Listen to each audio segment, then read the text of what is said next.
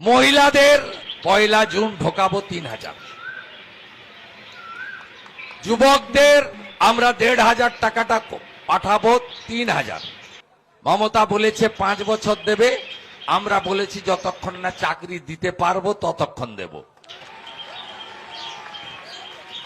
বার্ধক্য ভাতা 1000 পান, বার্ধক্য বিধবা দিব্যাঙ্গ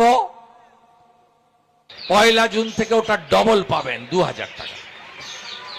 পিএম কিষাণ সম্মান নিধি 6000 পাচ্ছেন, 1 জুন থেকে ওটা 9000 পাবেন।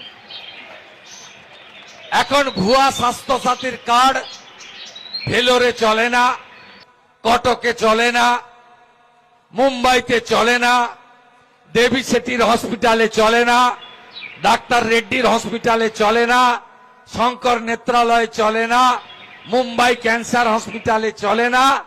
আমরা আয়ুষ্মান ভারতের কার্ড দেব গোটা ভারতে, কাশ্মীর থেকে কন্যাকুমারী 5 লক্ষ টাকা পর্যন্ত চিকিৎসা ফ্রি। প্রসূতি মায়েরা 21000 টাকা পাবেন, 5টি পুষ্টিকর খাবারের কিট পাবেন।